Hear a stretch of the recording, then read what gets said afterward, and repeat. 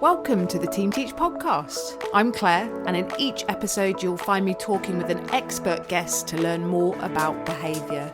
We squeeze a lot into each episode. You'll listen to the latest thinking in behaviour, continue your professional development with our book recommendation, and then I'll send you away with 3 practical tips you can use in your setting.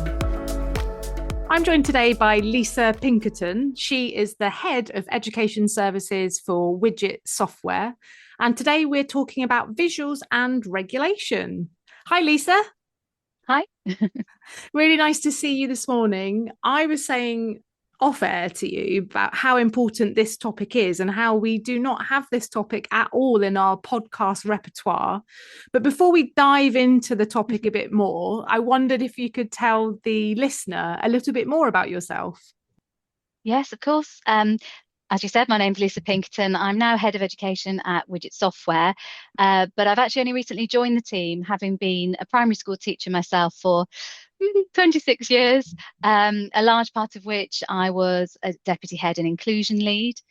But my background initially was in early years education, and I think that really gave me a grounding in, personalised approaches to learning and understanding child development and really understanding what makes children tick. And I think that naturally led me into the inclusion route. And symbols, for most of the part of my teaching, were a huge part of that because we use them to scaffold the learning. And I just saw the benefit then. So widgets seemed like a natural progression. Yeah, and I can see how they would be used so much in any service as a really good way to aid with regulation. And I know that's some of the focus of what we're going to talk about today. Let's start with that reflective question. Let's get into it. So I'm wondering what you wish you knew then that you know now about this topic. Wow. There's an awful lot more, I think, that we know now about the brain and about the way that we develop and understanding about emotions and a lot more understanding of the process of what happens when we become dysregulated. And I think we've learned now that the behaviour is just the tip of the iceberg, and we need to get beneath what's going on. And I look back historically now to, I was one of those teachers that had, the red, amber, green, and it was good to be green, and everybody started on green, and then that public shaming of putting someone into the amber, or we're still the red, so they miss playtime. And it was very much a behaviour and a consequence situation when I started teaching. And now I know so much more about the fact that it's more about feeling emotionally safe and being able to express our emotions without judgment and having someone there who's receptive to support. And I wish I'd known that then. I think I may have had a slightly easier run of it with some of my early classes had I known that. Yeah, and I love this question because it's like the beauty of hindsight. Like we could have changed the world earlier with it had we have known. But I hear and I know that when we're thinking about using visuals, that something is black and white. Well, that's a bit ironic, isn't it? Because it's green, amber, and red, isn't it? But but as clear cut as that actually with behaviour regulation, we know so much more now that actually helping someone to learn about emotions, process different choices, that's actually quite complex. And perhaps those visuals that we used early on, didn't really cut it.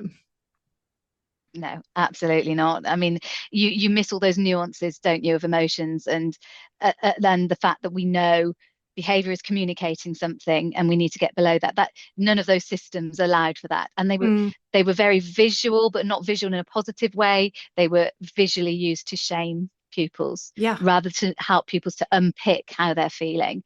So yes, in a way, they were visuals. Great. It's always good to have visuals. We know the power of having visuals to support because verbal is transient, it goes, visuals are permanent.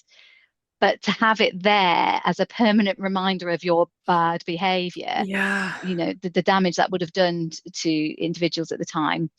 And I think a lot of adults carry that damage now. Yeah. It's really, really interesting to unpick that. I mean, I haven't thought about that for years, but it is interesting to map back and just be like, oh, like why was that happening? But, hindsight is a wonderful thing. And absolutely. Yeah. Did you know that Team Teach also offers a coaching and consultancy service? It's an effective way to build positive cultures. Let's work together to map out a strategic plan tailored around your needs, support your staff with coaching sessions from our experienced team, and help you create, change and improve professional practice throughout your organisation. Visit the Team Teach website to find out more. I know as well, maybe the listener gets maybe tired of me asking very practical questions at the start of the podcast, but I'm a details person, and I know that sometimes we, in education, care, wherever we're working, we define things a little bit differently. So I wondered if for everyone that we could just think about what regulation is, how we define it, and what self-regulation is, because it can mean different things. Yeah, sure. So self-regulation really refers to somebody's ability to manage their emotions, their attention, and obviously the behaviors that then link to those emotions and that attention. And in order to really successfully engage, really, so it includes skills like staying focused, knowing how to cope with frustrations, managing transitions, and responding appropriately to challenges, not giving up at the first hurdle. I think, having too smooth a path isn't beneficial in terms of regulation and managing, learning about how to regulate. You need to have a few bumps in the road to know how to cope with it. And research shows that this ability to cope, it's not an innate skill. It's not something we're born with, but actually something that develops over time and through experience. So if you're not encountering difficulties, and I think as parents, we tend to want to smooth the path for everybody, don't we? And teachers do as well, and to make everything okay. But actually, you have to learn through experiences that everything isn't perfect all of the time. And the skill is in learning how to manage those emotions, and in other words, to regulate. And initially, people need to co-regulate, so adults supporting children on that journey. Yeah, the co-regulation, that is like a stepping stone, isn't it? That to be able to truly self-regulate, that you have to have experience of how to do it, role models helping to be able to take the next pathway to self-regulate. And actually, I just wonder, as adults, that I think that many people, including myself, we still have aspects of co-regulation with other people and loved ones if we're lucky enough to have people that support us. It's all through our lives. Yeah, absolutely. And I think we all have those people that we go to for reassurance and that emotional support. And I think as adults, we're very good at identifying who those people are and how they can support us. And we've developed strategies. So we know that a certain friend is somebody that we go to have a cup of tea with to talk about a particular thing. We know that. And children don't necessarily have that ability to identify the strategies they can develop for themselves to regulate, and B, the people that they can go to as their safe network of people who they can really trust and rely on to help them to co-regulate. And there's a famous poem, isn't there? And I never get it quite right, but I will try, where it says something like, if a child doesn't know how to read, we teach. If a child doesn't know how to multiply, we teach. If a child doesn't know how to behave, we punish. Actually, schools have become so focused on academic outcomes, and we understand the importance of that. But actually, are we not focusing enough attention on those skills to help us to understand how to behave or how to manage those difficult emotions that we have, and understand that no emotions are bad emotions. Yeah. It's just how we handle our responses to those emotions. So it's okay. It'd be a very poor world if nobody got angry. Things wouldn't have changed for women, for different races, for society, if people weren't angry. We wouldn't have weekends, we wouldn't have lunch breaks if people hadn't been angry. But they channeled their anger in the right direction. If they'd got angry and gone out and punched somebody, that is not the best way to handle that emotion. So if we could just spend as much time on the emotional curriculum as we're spending on the academic curriculum, I think the outcomes would be better for all. And actually, ironically, I think the academic outcomes would improve anyway. Yeah, that it's the what one will chase the other. So with better regulation, then actually that will help us to be able to access curriculum and academic outcomes more. Yes. I couldn't agree more. Absolutely. About all of those aspects, and especially that idea of like incremental teaching of regulation skills. And then I'm wondering about visuals within that kind of incremental teaching of emotional regulation skills. So where would visuals kind of fit in with this regulation? How are they going to help?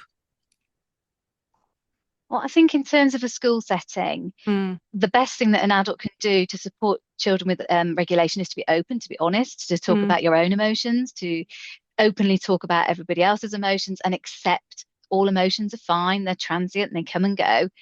But most of all, they need to create an environment that's calm and predictable and modeling that emotional control themselves. And the environment itself, I think, plays a crucial role in providing that emotionally safe and consistent mhm. place. And that can be scaffolded by visuals because we can say things lots and lots of times, but it's transient, it's gone. But if there are verbal reminders and verbal instructions that are available and on hand all the time and Yeah. constantly referred to, cognitive load can be reduced for a start, but also those scaffolds are there for children to refer to, young people to refer to when they are feeling dysregulated or when they are feeling anxious, some reminders of some of the things they can do. So physically teaching skills like deep breathing, deep Mhm. pressure movement, sensory breaks, a calm corner that you can take yourself off to, whatever it may be, a fidget toy that might help you to relax. But having a visual there to remind you that you can access that toolkit of things to help you to regulate, that's, I think, where the visuals really come into their own.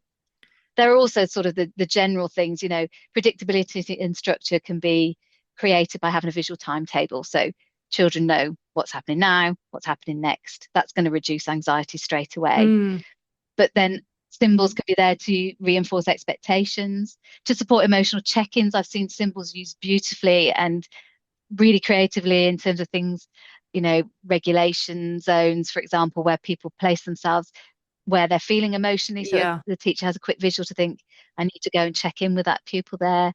So yeah, it's just a shared visual language that's going to help instantly reduce that anxiety and create a more predictable and accessible environment so that pupils can pull on their toolkit whenever they need to, but it's there to remind them permanently.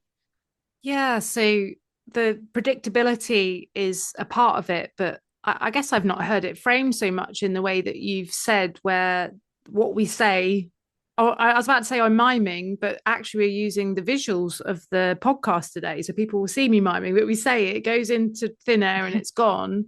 But the permanency of the visual, the reminders helps with that overload. Could you say a bit more about the Absolutely. overload that children, young people experience in schools? So I think, there's an awful lot of pressure and things are very high paced. And we know that just in life in general, as well as in the classroom. And I think if your cup is full when you're going into a classroom, it's very hard for you to then maintain that regulation throughout a Mm, whole session when you're having to concentrate on so many other things going in.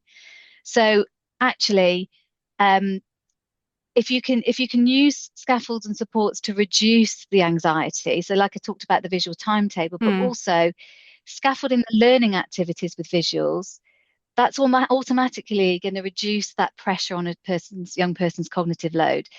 They're already up to here, perhaps. Then they're having more information coming at them, vocabulary they have to try and remember. mm, Well, if you've got a visual to support the vocabulary, automatically that's going to take one strain off. mm, If you've got scaffolds there to remind them of the routines of a lesson, for example, what they need, what they might need to do to how they need to lay out a science experiment. If it's laid out visually, that's another element of the cognitive load taken away because they've got those scaffolds there to support. So straight away, that cup is emptying and the ability to stay regulated is well, you're having a better chance at staying regulated. I also think having scaffolds available for dysregulation. So if all pupils could recognize their own personal toolkit of what they might need mm, when they're dysregulated, and it can be represented as a visual. So, it might be mine might be, I need to go for a walk, I need to go and do some stretches, I need to do some deep breathing. When I am feeling dysregulated, when that, thinking part of our brain has switched off because we know that's what happens when we're in fight, flight, or freeze mode, then I can just point to what I need and somebody can Mm. help me. So I can just literally say, when the words won't come out, I can use a visual to say, this is what I need right now to help me. Because we know, don't we, that that part of the brain has gone when we are struggling. Yeah, but I'm thinking about for practitioners as well, that it reduces your need for demands. So it's emptying the cup of the child so they might be able to point to it. But sometimes escalation and dysregulation happens the more demands that we're putting onto the child. So, or young person. Mhm. So, in fact, just sort of saying, oh, like, why don't you take some space in the sensory room? That can be seen as a demand, but actually by having the visuals Mm. ourselves as practitioners, we're reducing that, aren't we? And that can help us to stay regulated, because if Absolutely. we want to co-regulate regulate people, we kind of need to have that regulation ourselves. Absolutely. You know, a regulated teacher is a stronger teacher, Yeah. and teachers are under an awful lot of pressure themselves. But I think we need to be open with our pupils about this. You know, Mm. I think there's a tendency, and you said earlier about what would you change now, if you could go back in time. Well, you know, I was a reception teacher for a very long time, and reception teachers are always meant to be really jolly and really, really happy, and you know, everything's great. But actually, openly being able to talk about your emotions and saying, actually, I'm not feeling 100% today.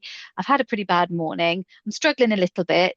I think what I'm going to do at the beginning of this lesson, I'm going to take a few deep breaths. Would you all like to join me just to take a few deep breaths? Yeah. And now I might be feeling better about, and just really modeling, because I think if children don't see adults that talk about the whole range of emotions, Mm-hmm. then they perceive that when they have a difficult or a challenging emotion to deal with, that that's somehow not normal, or not Mm-hmm. acceptable. Yeah, And it's just being open and talking about it.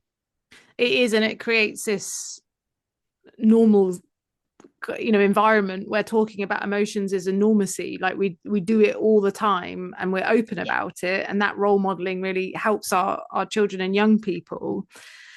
And I'm yeah. thinking about myself slightly here. Maybe that's selfish for the listener, but I'm dyslexic, and there's probably a bingo card going around about how many times I disclose that on the podcast. I love saying it, but I am dyslexic, and I think about my overload. Even as a staff member, perhaps when I'm going into high schools who might use visuals a little bit less, depending on the high Mhm. school, I'm sure.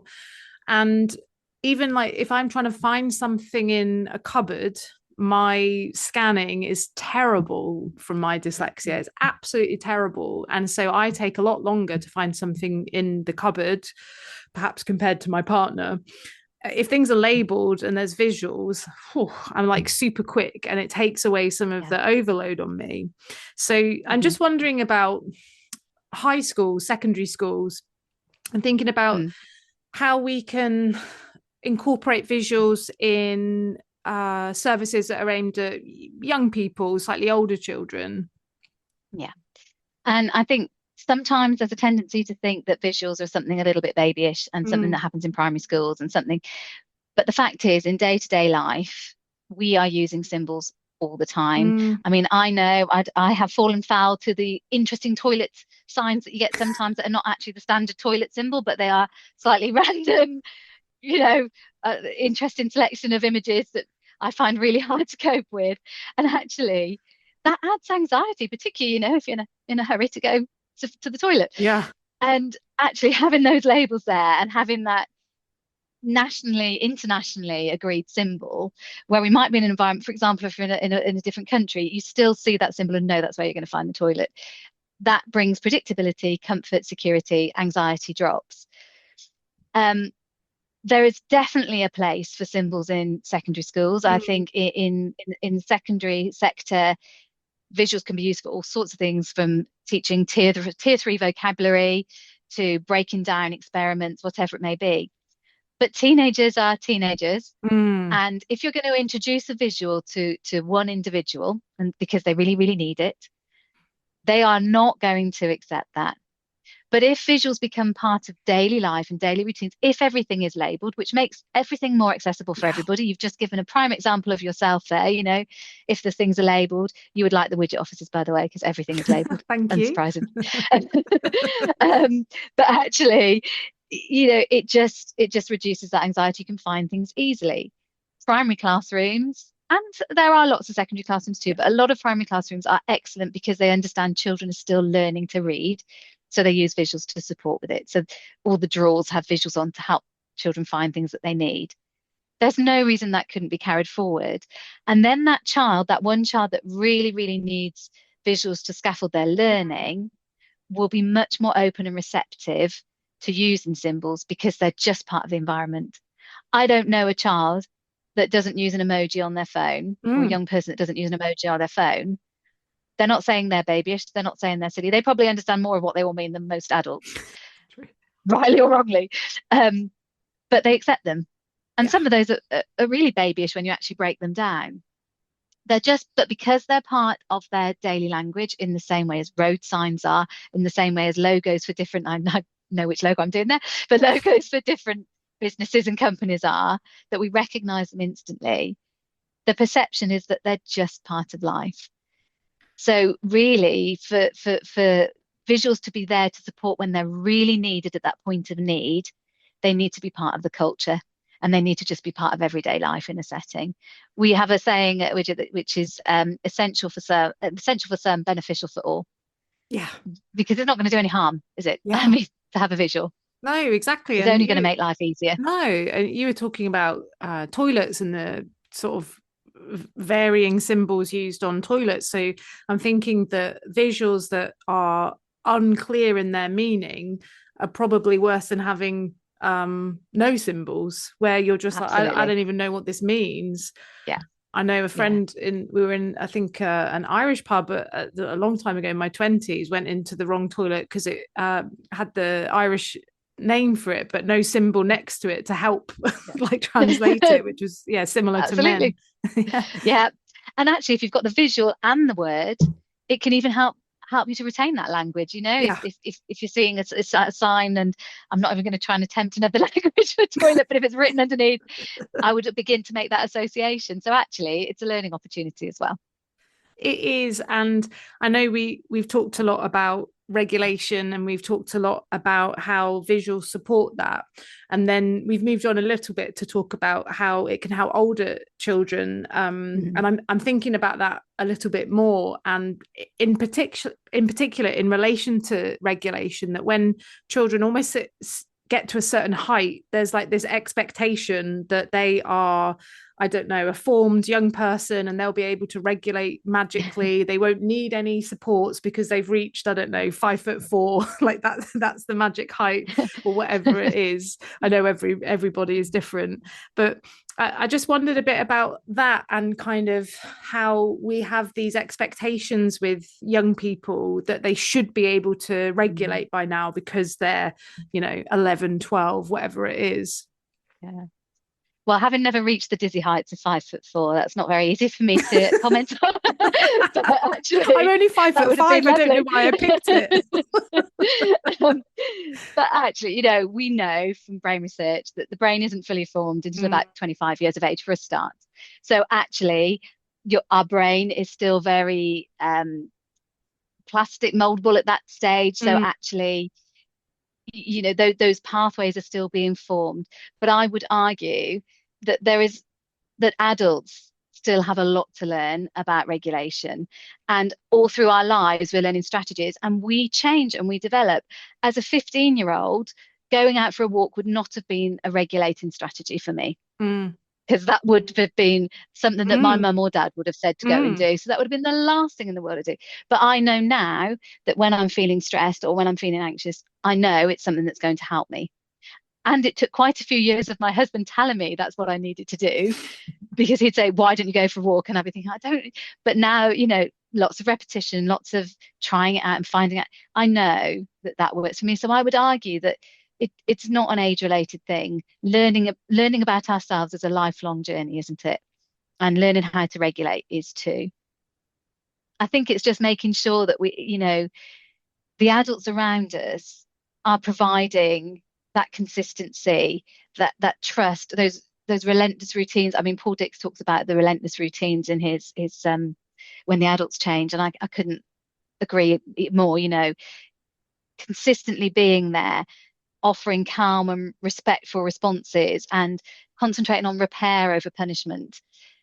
Punitive punishment, it works in the short term, Yeah. but all the data backs up the fact that the children who go to detention don't just go to detention once, they go again and again and again and again. So it's not working. So instead of thinking what's wrong with this child, let's think about what does this child need from the environment right now that can help. And let's help them to identify for themselves what can help them in the future.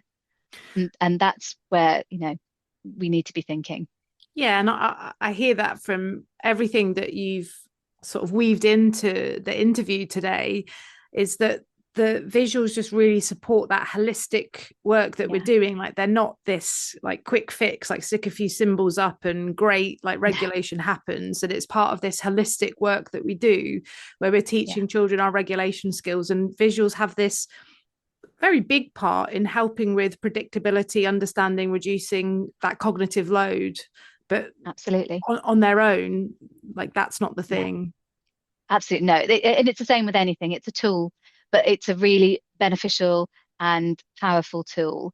And the other advantage, of course, as well, is that, emotions, feelings, it's very abstract. They're abstract concepts, aren't they? We know that numbers, for example, are abstract concepts. So because we know numbers are abstract concepts, we use scaffolds to teach number. We use visuals, we use concrete apparatus, we use numicon counters based on whatever you may choose to use.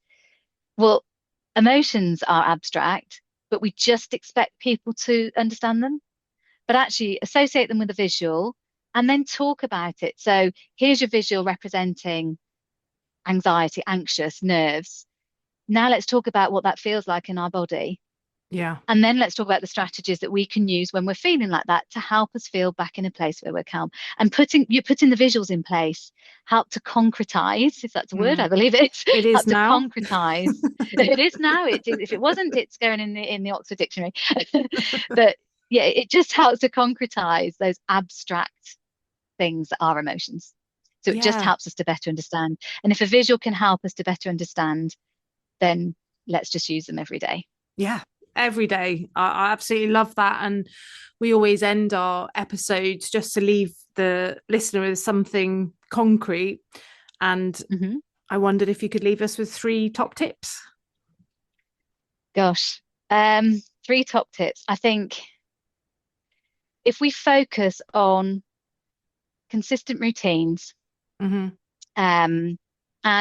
and relational practice, so getting beyond the good and bad behaviour, but actually unpicking what the behaviour means, and using inclusive scaffolds to help discuss emotional literacy, like widget symbols, for example, then I think we are helping children and young people to feel safe and understood and empowered to regulate themselves. So, I think, Paul Dix talks about when the adults change, everything changes. I would say that when the environment is planned with care, with responsive adults, that's when everything changes.